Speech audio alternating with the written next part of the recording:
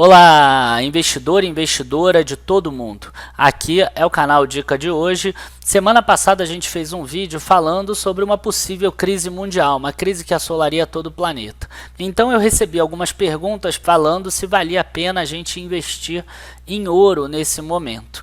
E aí esse vídeo de hoje vai responder isso, se vale a pena você investir em ouro ou se não vale a pena você investir em ouro. Curte já o vídeo, se inscreve no canal, não deixa também de avisar os seus amigos e ativar a nossa notificação. É muito importante quando vocês ativam a notificação e colocam o nosso link em grupos de WhatsApp ou até em mídias sociais, ou se não marcando a gente lá no Instagram também. A gente já começa depois da vinheta.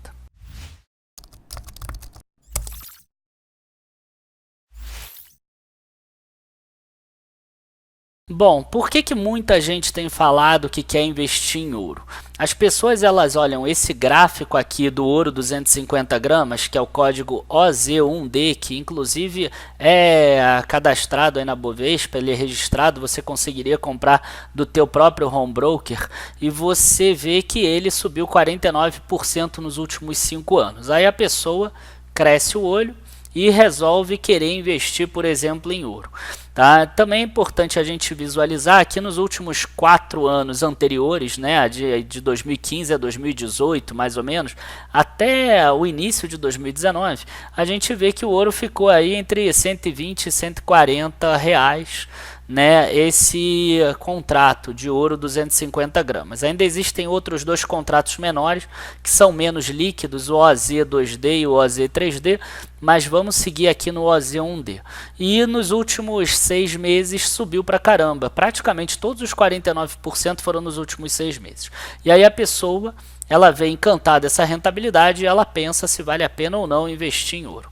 A primeira coisa que a gente tem que ter em mente é que o ouro ele não é um ativo igual Itaú, igual Banco do Brasil, igual, enfim, Trisul, igual uma construtora, uma empresa que você gosta, igual a Taesa, enfim, ele não é um ativo, né? Nem mesmo igual um título público, igual um fundo imobiliário, ele é um ativo diferente. Ele é um ativo que, se você comprar esse ativo, você tem que pensar em proteção. Você está pensando em hedge. E esse é o grande erro das pessoas. As pessoas elas querem comprar aquele ativo que vai se valorizar no momento. E o ouro, ele é muito ruim de longo prazo. A gente ainda vai ver isso na frente. Então eu andei mexendo aqui na internet, né, para ver algum material bom sobre hedge para a gente poder falar no vídeo de hoje. E eu encontrei um material até antigo da CEMIG, da política de hedge dela em 2004, mas ela é muito bem explicada. Os motivos que fizeram a CEMIG ter hedge naquela época, que segue até hoje, e o que ela vai fazer hedge ou não. E isso tem muito a ver com a pessoa física e por isso que a gente vai falar sobre isso agora. A primeira coisa que a gente tem que ter em mente é o porquê você vai fazer hedge ou porquê você vai comprar uma proteção. Tá? Então esse ouro aí que a gente viu que subiu pra caramba, ele tem que ser visto como uma proteção. E você vê que não é uma proteção 100%, né? Porque a bolsa nesse período subiu e o ouro acabou subindo junto. Quer dizer, o ideal seria que ele subisse quando a bolsa caísse. Tá? Então a gente já vê que não foi uma proteção 100% de acordo com o que a gente quer aqui, que é o que eu vou falar agora. As empresas contratam operações de hedge para evitar desvios significativos das metas estabelecidas e assegurar o resultado projetado. Ou seja, o administrador corre o risco de retornos ou fluxo de caixas voláteis, podendo em alguns momentos conviver com fluxos de maior valor e outros de menor valor. Ou seja, você não tem hedge nenhum. O Brasil vai lá para cima, a bolsa sobe 100%, provavelmente tua carteira vai ganhar 100%, ou se ela tiver investido em bons ativos, inclusive bateu o Ibovespa, vai subir mais do que 100%. Se a bolsa cair e tiver um problema e cair 50%, tua carteira cai aí 50% de acordo com a bolsa. Se você tiver uma proteção, hedge, provavelmente a tua carteira na hora da alta ela vai subir menos do que os 100%. E na hora da queda ela vai cair menos do que os 50%. Então é exatamente o que a empresa quer mostrar aqui. Quer dizer, você ao invés de conviver com fluxos, com variações maiores, com uma volatilidade maior, você vai começar a trabalhar com volatilidades menores. Esse é o grande objetivo da proteção. Então, se a pessoa hoje quer comprar ouro, eu pergunto, por que você quer comprar ouro? Se a pessoa falar, porque eu acho que vai render muito, está errado. Você só deve comprar ouro se você pensa em proteção. E a gente já viu, inclusive, que não é uma proteção 100% boa. Nesse período agora que a bolsa subiu, ele subiu junto. Então, o que garante que, por exemplo, numa época de queda, o ouro também ele não poderia cair junto e aí você perde tanto na proteção quanto na tua própria carteira. Tá? Então, primeiro motivo por que contratar hedge para reduzir a volatilidade dos teus ativos. Quais são as opções de hedge que existem? Tá? Tem algumas aqui que inclusive eu mesmo nunca usei na minha vida. Então vamos lá. Primeiro, contratos futuros. Provavelmente essa aqui é a forma mais fácil e a mais correta de fazer um hedge se você quiser. Mas em compensação, se a bolsa subir, você também não vai ganhar. Quer dizer, você calcula o beta da tua carteira. Se a bolsa, você vende o índice naquela proporção, então você passa a ter uma carteira que vai andar sempre ali com uma volatilidade pequena. Mas qual a vantagem de você ter um contrato futuro desse vendido no índice e você tem uma carteira e ela não anda para frente nunca? Quer dizer, o teu patrimônio ele não aumenta nunca. Então quer dizer, uma opção de hedge, se você acha realmente que tem um problema, o ideal seria vender a quantidade respectiva de contrato futuro do índice Ibovespa. Tá? Principalmente se a tua carteira tiver ligação com o índice Ibovespa, que provavelmente vai ter. Outra operação seria o contrato a termo. Tá? O contrato a termo é muito perigoso. Eu espero que vocês não usem o contrato a termo. Terceira opção seria usar opções de venda. Tá? Opções de venda, vocês vão ver alguns vídeos meus antigos, aí 2016, 2017, que eu usava bastante opção, tá? Para proteger a minha carteira. Hoje em dia a minha proteção já mudou um pouco. Não é porque eu descobri que opções é ruim, tá? É porque naquele momento, 2016, 2017 até início de 2018, eu via um potencial muito grande da bolsa, tá? Então eu aloquei quase todo o meu dinheiro nesse tipo de investimento, em ações. Então se desse errado, eu tinha que ter alguma coisa com uma convexidade grande para eu poder recuperar o dinheiro caso acontecesse um tal do cisne negro, né? Se a crise estourasse, por exemplo, em 2017, ou se aquele Joesley Day fosse pior, por exemplo, eu tinha aquelas opções que acabariam me protegendo, porque eu tinha pouco dinheiro em renda fixa. Hoje em dia não, hoje em dia já mudou um pouco a situação da minha carteira pessoal, então eu já não preciso usar as opções de venda neste momento, porque eu tenho renda fixa guardada, então essa tem sido a minha opção de proteção hoje. Tá? E lembrando que é uma opção também que reduz a volatilidade, porque a parte que está em renda fixa, se a bolsa subir não vai subir tanto, se a bolsa cair vai subir um pouquinho, que vai diminuir a volatilidade. Sempre lembra que proteção é redução de volatilidade. Tá? Outras formas seriam swap. Quando eu boto em renda fixa é como se eu estivesse fazendo um swap, como se eu estivesse trocando rendimento de bolsa por rendimento de juros.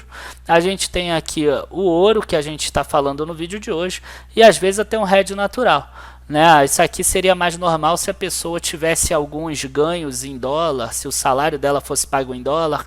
A gente aqui que é youtuber, a gente tem uma parte do rendimento que é pago pelo YouTube em dólar, então às vezes a pessoa tem algum rendimento hedge natural, ok? Aí a gente passa para isso aqui, ó. Quem se utiliza de instrumentos de proteção, porque isso é importante também. Eu vejo pessoas que começaram na bolsa há um ano querendo usar instrumentos de proteção, querendo comprar ouro, por exemplo. Então, olha só, pessoas pouco diversificadas, já que as diversificadas tendem a ter uma baixa volatilidade de resultados. Então, quer dizer, a pessoa que investe em todos os lugares do mundo, ela é diversificada, ela não precisa ter essa política de hedge. Muito provavelmente, se um país cair, o outro país vai crescer e aí uma coisa acaba empatando a outra. Tá? Pessoas de maior porte, tendo em vista que o custo do hedge é reduzido pela economia de escala. E isso aqui é importante, tá? Porque se você é uma pessoa que está começando agora, se ainda tem um patrimônio pequeno, você não deveria se preocupar com essa proteção em ouro, porque você, com os aportes futuros, você vai conseguir recuperar o dinheiro que porventura a bolsa faça cair, tá? Ou se não, pessoas com uma maior porcentagem de seu valor derivada de oportunidade gerada pelo crescimento. Então, se você tiver em empresas como grandes, né, empresas grandes no cenário nacional, como Petrobras, Vale, Itaú, Banco do Brasil, Bradesco, Ambev, VEG e etc., tá? Esse tipo de empresa, muito dificilmente elas não vão se recuperar depois. Então, esse tipo de pessoa precisa menos de proteção do que aquela pessoa que investe todo o dinheiro dela, por exemplo, numa carteira de microcaps. Tá? Essas aí tendem a ter uma volatilidade maior e algumas dessas empresas podem inclusive não mais existir se tiver realmente uma recessão muito forte. Tá? Então isso também é um outro ensinamento aqui. E aqui a gente tem a última parte do ensinamento de hoje, que é o que será alvo de proteção. E aqui a CEMIG ela dá uma aula disso, né, em um parágrafo apenas. Ó. A CEMIG não considera que redear dívidas de longo prazo seja uma política adequada. Dívidas com prazo de maturação elevado trazem uma incerteza muito grande para a contraparte. A liquidez de mercado é reduzida e o encarecimento da operação de hedge é inevitável. Lembrando que isso é de 2004. Mas o que eu quero mostrar para vocês é que ela não faz hedge de dívida de longo prazo, tá? Ou seja, se o teu objetivo na bolsa realmente é daqui a 15 anos, 20 anos, não importa muito, tá? Se a crise vai ser daqui a 1 ano, ou daqui a 3 anos, ou daqui a 5 anos. Vai dar tempo de cair e de recuperar. Tá? Então, se o teu objetivo realmente é muito longo, você aproveite se por acaso houver uma queda com uma crise e compra mais ações. E por fim, como eu tinha prometido, infelizmente eu não consegui uma foto muito boa aqui na internet, mas existe um livro, né, que é o Investindo em Ações por Longo Prazo, que é do Siegel, né? Um livro muito bom, inclusive, vale a pena vocês lerem. E ele tem um estudo que vai desde 1800 até 2012, mostrando que $1 aqui, ele perdeu dinheiro aqui, né? O dólar, $1 em 1800 virou 5 centavos de dólar em 2012, obviamente, porque tem inflação. O ouro é esse aqui, ó, $1 virou $4. Os títulos de curto prazo dos Estados Unidos viraram 280 ou 380 dólares, cada $1 em 212 anos. As notas mais longas, né, títulos de longo prazo, foram para 1.700 e o mercado de ações aqui $1 virou 734 mil dólares, mas isso em 212 anos. O que eu quero mostrar é que segurar ouro por muito tempo é uma estratégia muito ruim. Tá? Ela é uma estratégia que perde para títulos públicos, perde para notas, perde para ações, perde para tudo isso. Então o ouro, se ele for comprado, se você achar que você está em uma daquelas categorias que merece ter uma parte em ouro, saiba que você, além disso, tem que pelo menos acertar aquela época que vai ter a crise. Tipo, a crise tem que acontecer nos próximos 2 anos. Senão já fica complicado. Esse custo de oportunidade que você vai perdendo pelo carrego desse ouro começa a complicar para você. Imagina, o ouro agora fica 4 anos seguidos perto desse 200 e pouco. Ou até mesmo ele volta lá para aquele 140 e fica 4 anos seguidos.